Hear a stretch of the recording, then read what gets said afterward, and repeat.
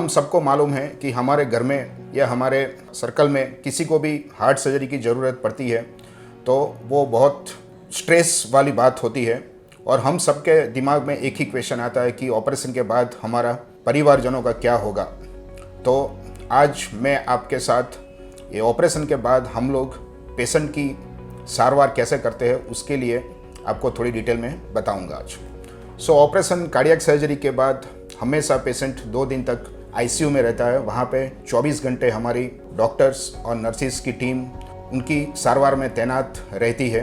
Operation के बाद अगर सब पैरामीटर्स अगर नॉर्मल होते हैं तो थोड़े घंटों में पेशेंट की जो वेंटिलेटर होती है, जो श्वास लेने की नली, उसको हम निकाल के पेशेंट को बिठाने का, पेशेंट से साथ बातचीत करने का चालू कर देते हैं। मीनवाइल हम पेशेंट को काफ़ी मेडिसिन्स जैसे कि एंटीबायोटिक्स, एनाल्जेसिक्स, जो पेन कम करने की दवाइयाँ, वो सब हम देते हैं ताकि पेशेंट एकदम कंफर्टेबल रहे।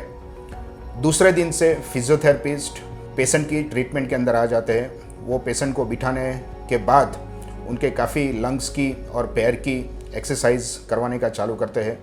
पेशेंट का जो डाइट होता है वो डाइट धीरे धीरे हम लोग नॉर्मल करने का चालू करते हैं और 1 दिन के बाद पेशेंट को आईसीयू के अंदर ही घुमाने का सब चालू करते हैं और अगर सब पैरामीटर सेटिस्फैक्टरी रहते हैं तो 2 दिन के बाद हम पेशेंट को वार्ड में शिफ्ट करते हैं।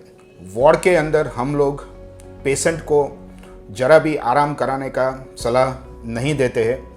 पेशेंट को ज़्यादा से ज़्यादा बातें करने की, पेशेंट को ज़्यादा से ज़्यादा घूमने की और पेशेंट का जो डाइट होता है वो हम लोग नॉर्मल करने की पूरे 2 दिन तक प्रयास करते रहते हैं। काफ़ी डॉक्टर्स सब लोग इन्वॉल्व होते हैं।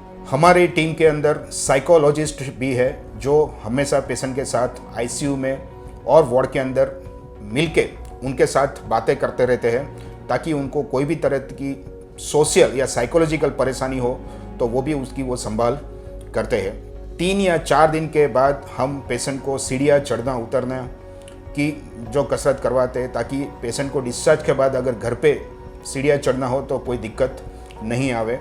जो साइकोलॉजिकली पेशेंट की कार्डियक, पेशेंट के जो हमारे लंग्स की, पेट की और यूरिन जो हमारी किडनी की फंक्शन अगर नॉर्मल होती है तो 5वें दिन से हम लोग पेशेंट का डिस्चार्ज प्लान करने का चालू कर देते हैं।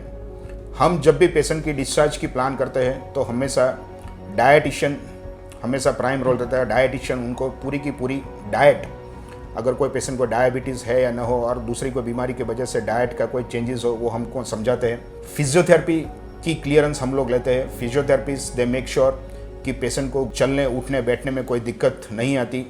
हम लोग पेशेंट की जो ड्रेसिंग होती है, जो उनका वुंड होता है, वो सब देख लेते हैं कि उसके अंदर और कोई प्रॉब्लम नहीं हो।